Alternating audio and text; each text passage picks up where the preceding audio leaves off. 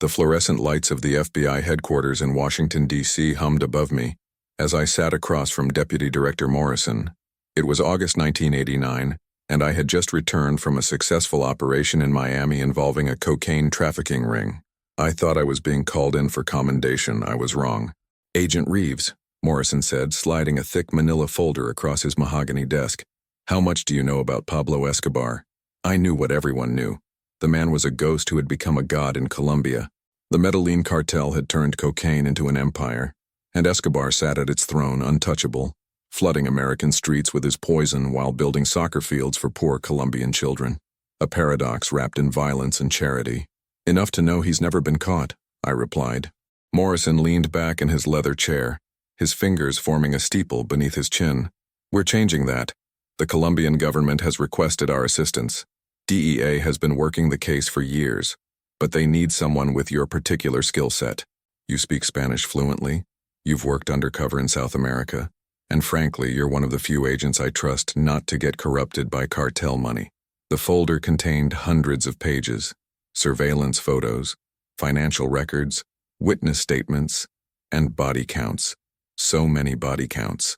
Judges, journalists, politicians, police officers, innocent bystanders. Escobar didn't just kill his enemies. He obliterated anyone who stood between him and his empire.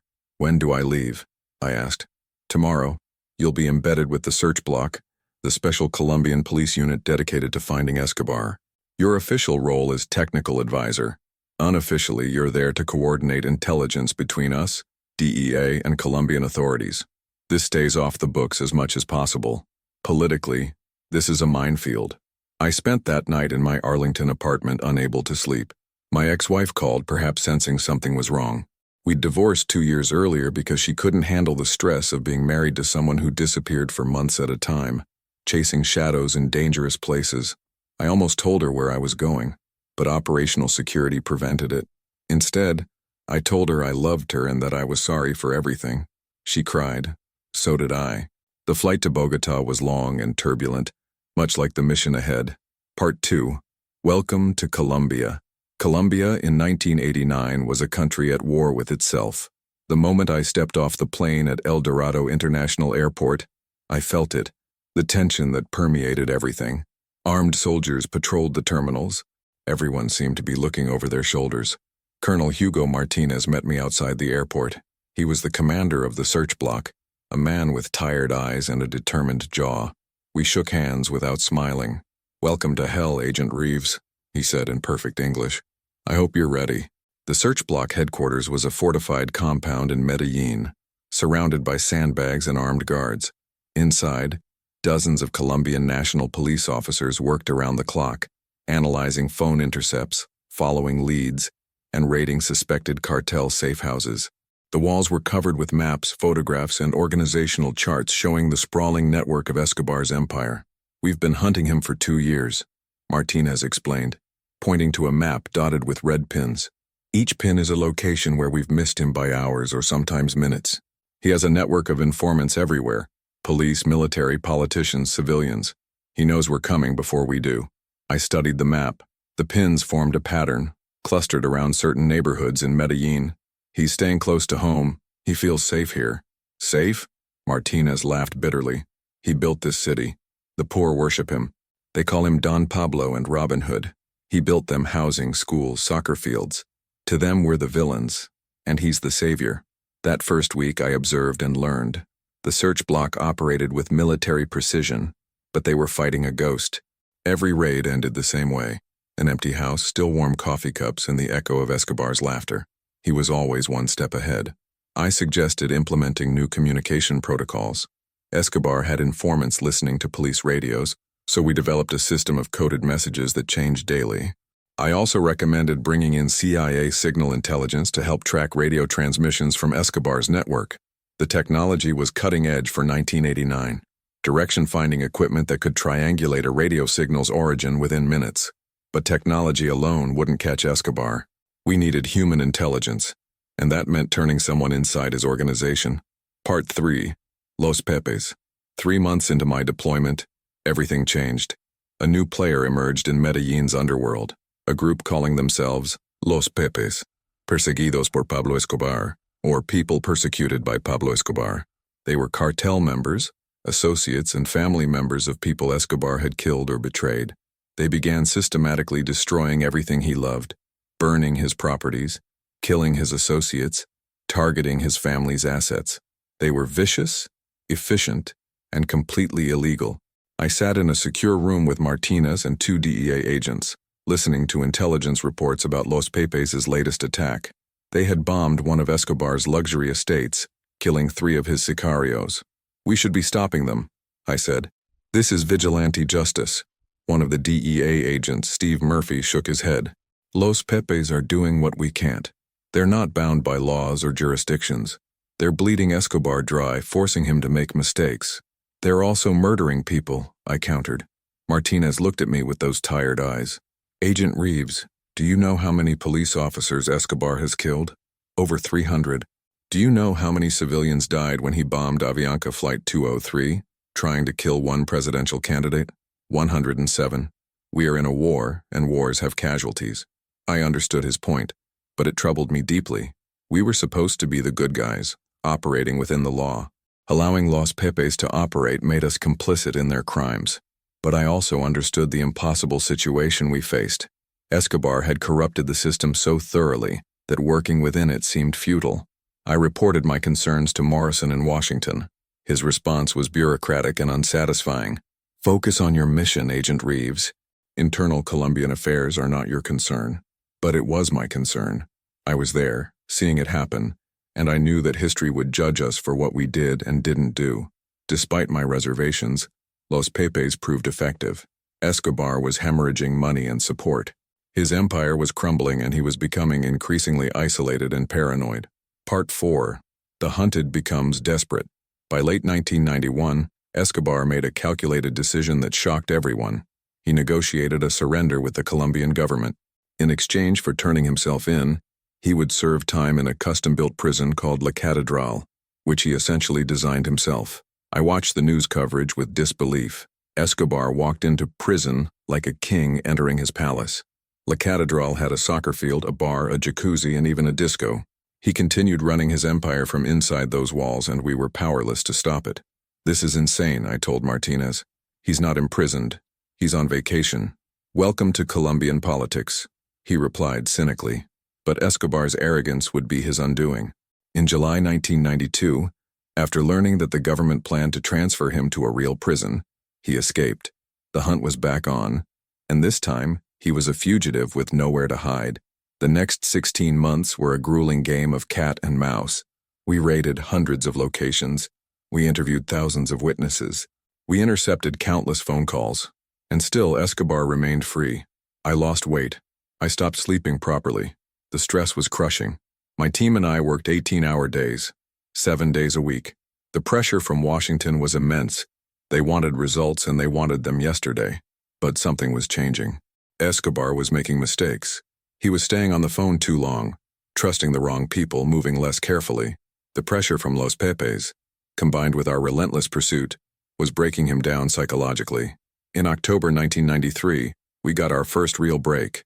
Our signal intelligence team intercepted a radio transmission, a brief conversation between Escobar and his son, Juan Pablo.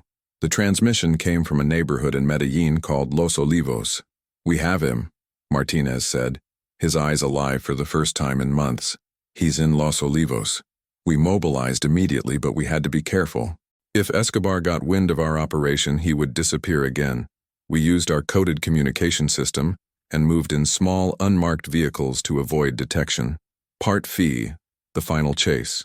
December 2nd, 1993, started like any other day. I woke at 5 a.m. in the barracks, my body aching from another night of poor sleep on a military cot. I showered, drank terrible coffee, and reviewed intelligence reports from the previous night. At 10:30 a.m., our signal intelligence team burst into the operations room. "We've got him on the phone. He's talking to his son again. Same location, Los Olivos." Martinez grabbed his radio. "All units, code red. Move now." The search block mobilized with practiced efficiency. 20 vehicles carrying over 100 officers raced toward Los Olivos, a middle-class neighborhood of modest houses with terracotta roofs. I rode with Martinez in the lead vehicle, my heart pounding against my ribs. Our tech team was tracking the signal in real time, feeding us updates through our encrypted radio system. He's still on the phone, still transmitting. Signal is strong. Wait, he's hanging up. Where exactly? Martinez demanded. Block 4 between 45th and 46th Street. We're within 50 meters. We screeched to a halt on a narrow street. Officers poured out of vehicles taking positions around a 2-story White House with a red tile roof. It looked utterly ordinary, like any other house on the block. Children were playing in nearby yards. Women hung laundry. Life was continuing normally, unaware that history was about to be made. Martinez ordered the perimeter secured. Snipers took positions on neighboring roofs. I moved with a tactical team toward the front entrance, my service weapon drawn for the first time in this entire operation. Pablo Escobar! Martinez shouted through a megaphone. You are surrounded. Come out with your hands up. Silence. Then suddenly gunfire erupted from the second floor. Bullets shattered windows and chipped concrete. Officers returned fire, and the quiet neighborhood street transformed into a war zone. I took cover behind a vehicle, my training taking over. I could see muzzle flashes from the second-floor window. Escobar was shooting an automatic weapon, firing wildly in all directions. He's going for the roof, someone shouted. And then I saw him, Pablo Escobar, the most wanted man in the world, climbing out onto the terracotta tiles in a blue shirt and jeans, barefoot, a pistol in his hand. For a moment, time seemed to slow.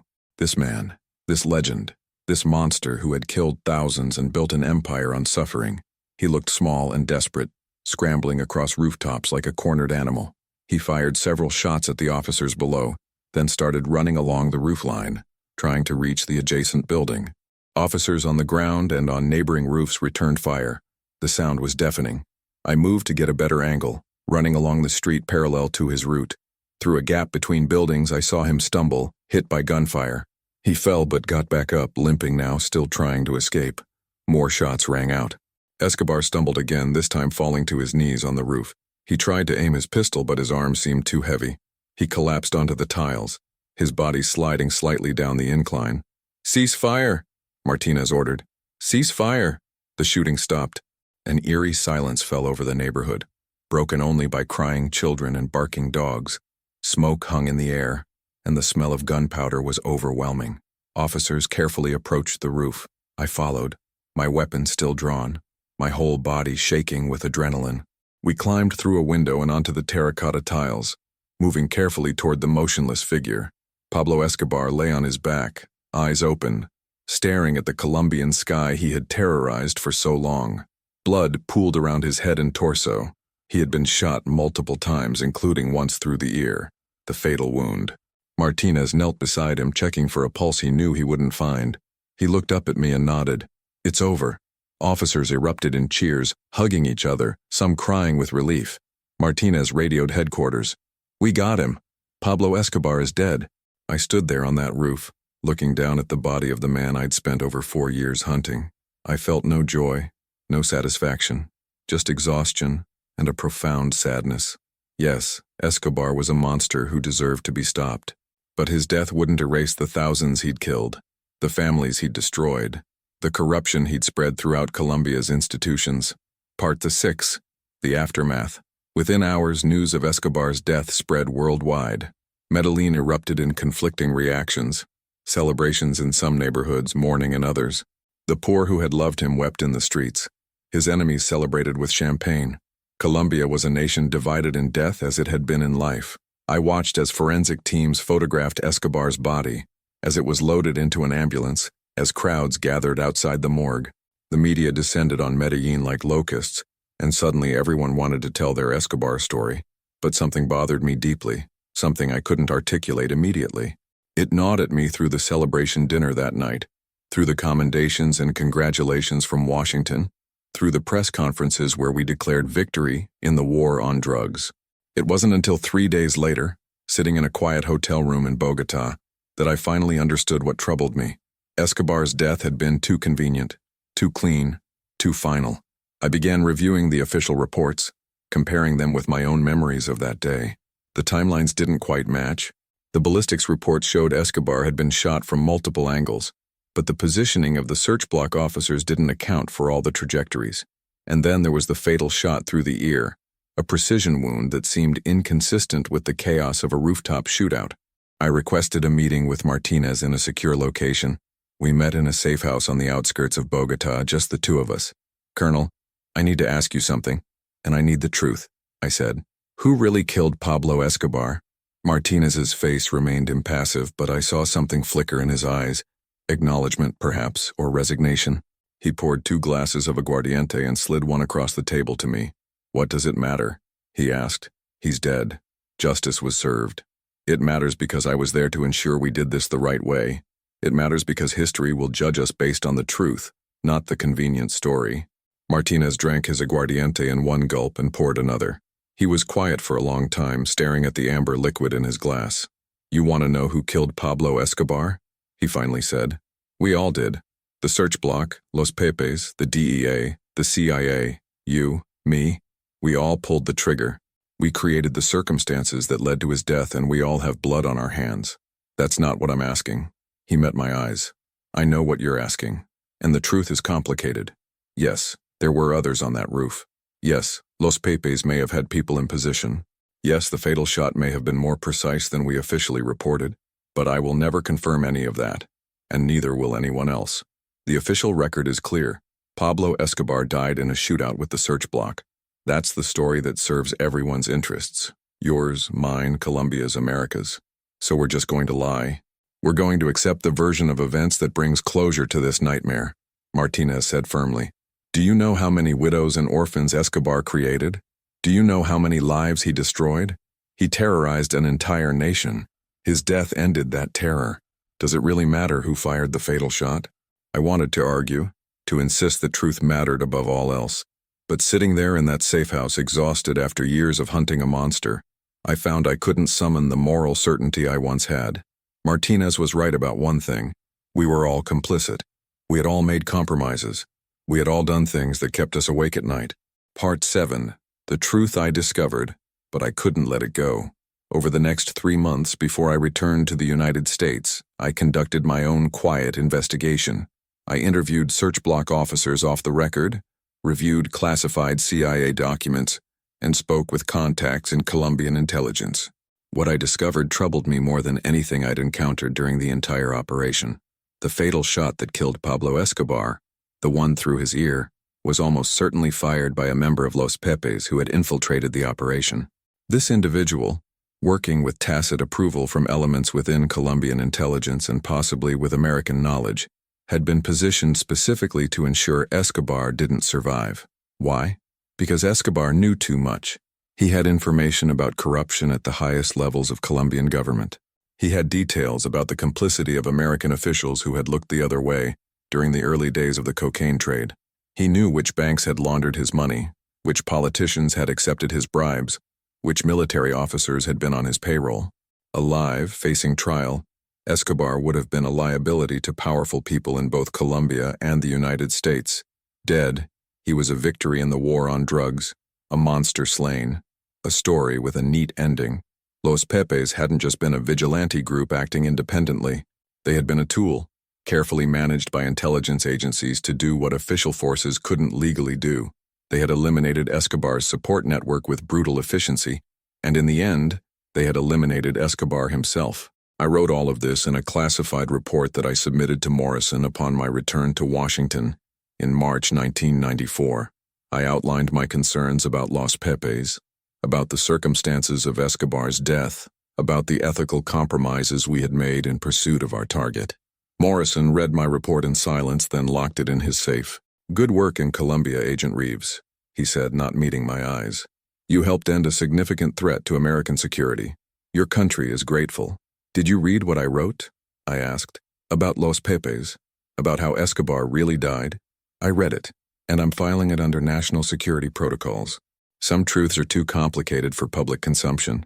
The American people need to believe that their government operates within the law, that we're the good guys. They need heroes and villains, not moral ambiguity. So we're just going to pretend? We're going to accept that we operated in an impossible situation and did the best we could with the options available," Morrison said. "You did good work, Tom. Take a vacation, see your family, get some rest, and stop digging into this. That's not a suggestion. It's an order. A Part 8. Living with Ghosts. 20 years have passed since Pablo Escobar died on that rooftop in Medellin. I retired from the FBI in 2003, and I've spent the years since trying to make sense of what happened in Colombia. The official story remains unchanged. Pablo Escobar was killed in a shootout with the search block. I'm still listed as one of the American advisors who helped track him down. I've been thanked by politicians, interviewed by journalists, and called a hero by people who don't know the full truth. But I know the truth, and it haunts me. Escobar was a monster, let me be clear about that.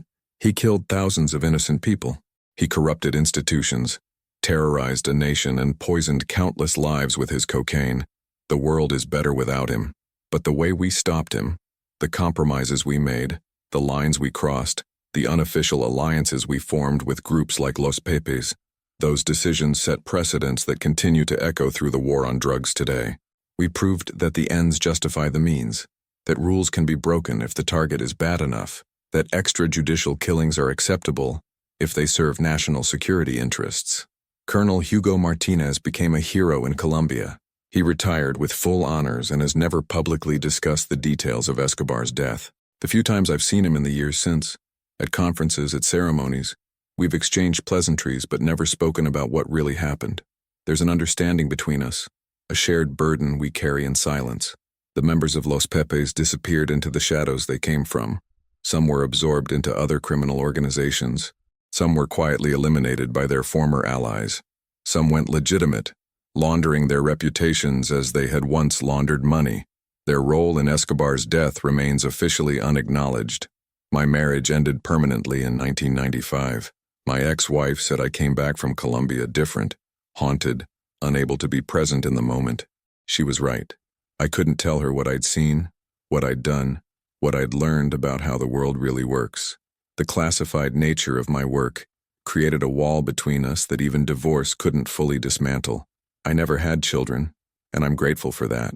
How could I explain to a son or daughter that their father helped catch one of history's most notorious criminals, but that the story they read in history books is a carefully constructed lie? How could I teach them about right and wrong when I myself had learned that those concepts are far more complicated than I'd believed as a young agent filled with idealism? Part 9. What I wish I'd known.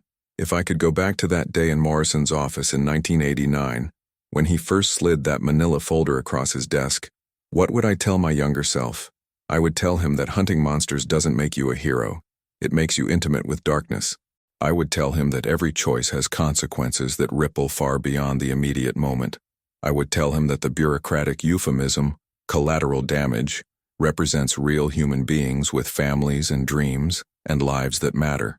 I would tell him that working with people like Los Pepes, no matter how effective they might be, means accepting that you're complicit in their crimes.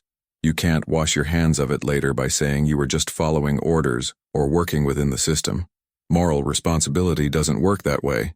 I would tell him that the war on drugs, this endless, expensive, violent war, can't be won through enforcement alone. Catching Escobar didn't end the cocaine trade. It just redistributed power within the industry. Other cartels rose to fill the vacuum. The flow of drugs into American streets continued unabated. We won a battle but lost the war, and we sacrificed our principles in the process. But mostly, I would tell my younger self to be careful about accepting simple narratives of good versus evil. The world is more complicated than that. Yes, Escobar was evil, but we weren't purely good. We operated in shades of gray, making compromises that transformed us into something we didn't recognize. Part X. His end wasn't what you think. The title of this confession promises a revelation. His end wasn't what you think. So let me be explicit about what really happened on that rooftop on December 2, 1993. Pablo Escobar didn't die in a spontaneous shootout. His death was orchestrated. The search block created the circumstances that forced him onto that roof, but they weren't the only players in position. Los Pepes had infiltrated the operation with the knowledge of Colombian intelligence and tacit American approval. When Escobar emerged onto that rooftop, he was surrounded not just by law enforcement but by executioners. The chaos of the gunfight provided cover for what was essentially an assassination. Multiple witnesses reported seeing men in positions that weren't consistent with search block deployment patterns. Ballistics evidence was selectively included in the official report. Some bullets were never accounted for. The fatal shot through Escobar's ear was fired at close range, execution style, inconsistent with the claimed rooftop shootout scenario. Escobar was murdered. Not in a legal sense, no court would ever prosecute this case, but in a moral sense. He was deliberately killed rather than captured because his capture would have been inconvenient for powerful people in multiple governments. And I helped make it happen. Not directly. I didn't fire the fatal shot. And I wasn't part of the explicit conspiracy to ensure his death rather than capture. But I provided the intelligence that led us to that house. I coordinated the communication systems that kept our operation secure. I was part of the machine that executed this mission, even if I didn't understand all the moving parts. That's the truth. I was the FBI agent sent to capture Pablo Escobar, but capturing him was never really the plan. The plan was always to eliminate him, to close the book on the Medellin cartel in a way that served everyone's interests. His trial would have been messy, revealing, dangerous to the status quo. His death was clean, final, and allowed everyone to claim victory. Part 19. The Legacy of Lies. In the years since Escobar's death, I've watched as the official mythology solidified into accepted history. Books, documentaries, television series, they all tell basically the same story. The brave law enforcement officers who hunted down an evil drug lord. It's a compelling narrative, and most of it is even true. But the parts that aren't true are the most important parts. I've been approached by journalists over the years asking for interviews about my role in the Escobar operation. I always decline. What would I say? I can't tell them the truth. I signed non-disclosure agreements, and more importantly, I have no desire to spend my retirement in legal battles with the United States government. But I also can't repeat the official lies without feeling like I'm betraying something fundamental within myself. So I stay silent and the mythology grows stronger. Sometimes I think about the thousands of people killed in the cocaine wars, not just in Colombia but in Mexico, in Central America, in American inner cities. I think about how Escobar's death changed nothing structurally. The cocaine still flows north, the money still flows south, the violence continues. Different names, different organizations, but the same essential dynamic. We treated the war on drugs as a law enforcement problem when it was really a public health and economic problem. We thought catching the bad guys would solve everything. But for every Escobar we caught or killed, 10 more were waiting to take his place. The market demand never disappeared. The profit motive never went away. And the institutional corruption that Escobar exploited and deepened, that continues too. Maybe it's even worse now because it's more subtle, more sophisticated, more deeply embedded in legitimate structures. Part 2. Conversations I Can't Have. My father died in 2008. On his deathbed, he asked me about Colombia, about Escobar. He'd followed the news coverage, had been proud of his son's role in the operation. He wanted to know what it had been like, what I'd felt when Escobar finally died. I held his hand and told him it had been the proudest moment of my career, that justice had been served, that the world was safer because of what we'd accomplished. I watched his eyes light up with pride, and I felt like a fraud. I couldn't tell him the truth. He was dying, and he needed to believe his son was a hero. So I lied, and he died believing that lie, and I have to live with that. My therapist, yes, I see a therapist, you can't carry this kind of burden without help, asks me why I can't forgive myself. You were following orders, she says. You were part of a larger operation. You didn't make the key decisions, but I know better. I made choices.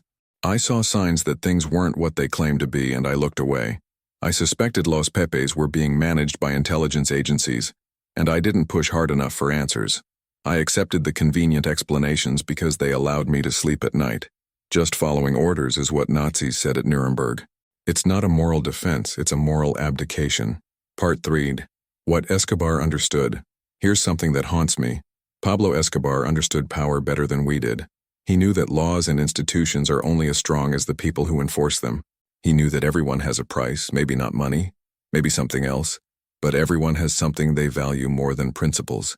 He knew that public relations matters, that being seen as Robin Hood would protect him more than any army of sicarios. We thought we were the sophisticated ones, representing the rule of law and democratic institutions, but Escobar played the game better than we did. He corrupted our systems, exploited our weaknesses, and ultimately forced us to operate outside our own rules to defeat him. In the end, we beat him by becoming more like him, more ruthless, more willing to break rules, more comfortable with moral compromise. We won, but at what cost? That's not a rhetorical question. I genuinely don't know if the cost was worth it. We got Escobar, but we lost something of ourselves in the process. We set precedents for extrajudicial killings, for working with criminal organizations, for prioritizing results over methods. Those precedents are still being invoked today, in Colombia and elsewhere, to justify questionable actions in the name of national security. Part 14th. The Weight of Silence. I'm writing this now because I'm 73 years old, and I probably don't have many years left. The official classification on my Colombia reports expires in 2030, but I'll likely be dead by then. So I'm putting this down on paper, not for publication, not yet, but as a record of what really happened. Maybe someday, long after I'm gone, this will be declassified and released. Maybe historians will piece together the truth from documents and interviews with other participants. Maybe the full story will finally be told. Or maybe not. Maybe the official mythology is too useful, too politically convenient, too emotionally satisfying.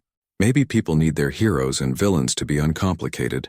Maybe the truth is too messy for the history books. I think about Escobar sometimes. Not the monster from the news coverage, but the human being I hunted for 4 years. He was a sociopath and a murderer, yes, but he was also a product of his circumstances. Poverty, limited options, a Colombia where legitimate pathways to success were closed to people like him. His choice to become a criminal was his own, but the system that made that choice appealing bears some responsibility too. That doesn't excuse anything he did. It's not moral relativism or sympathy for the devil. It's just acknowledgement that the world is complicated, that evil doesn't emerge from a vacuum, and that defeating individual bad actors doesn't solve systemic problems. Part 15, Final Thoughts. So there it is, the truth about Pablo Escobar's death as I understand it. Not the clean narrative of good versus evil, not the simple story of law enforcement triumph, but the messy, compromised, ambiguous reality of what actually happened. His end wasn't what you think because it wasn't what any of us thought it would be. We didn't capture him and bring him to justice through proper legal channels. We didn't prove that the rule of law is stronger than criminal enterprise. We proved that when sufficiently motivated, democratic governments will operate outside the law just like the criminals they're fighting. That's not a proud legacy. It's not something I can look back on with satisfaction. But it's the truth, and after carrying this burden for 30 years, I needed to write it down. If you're reading this, I'm probably dead. The people who ordered me to stay silent are probably dead too. Maybe enough time has passed that the truth can finally be told without consequences. Maybe it's time for a more honest accounting of the war on drugs and the costs it imposed on everyone involved. Or maybe I'm fooling myself. Maybe truth doesn't matter as much as I think it does. Maybe the lies we tell ourselves are more important than the reality we can't face. Maybe that's how societies function, by creating convenient mythologies that allow us to sleep at night. I don't have answers to these questions. I'm just an old man trying to make sense of choices made decades ago, trying to reconcile what I did with who I thought I was, trying to find some peace before I die. Pablo Escobar was a monster who deserved to be stopped. That much is true. But the way we stopped him, the compromises we made, the lines we crossed, those things matter too. They matter because they're still affecting the world today, still shaping how governments respond to threats, still justifying actions that should be questioned. His end wasn't what you think. It wasn't a triumph of good over evil. It was a demonstration that in the fight against monsters, we risk becoming monsters ourselves. And unlike Escobar, who embraced his monstrous nature, we had to pretend we were still the good guys. That pretense is the heaviest burden of all. I was the FBI agent sent to capture Pablo Escobar, but capturing him was never really the mission. The mission was to eliminate a problem by any means necessary and then construct a narrative that preserved everyone's reputation. We succeeded at both. I just wish I could feel good about it.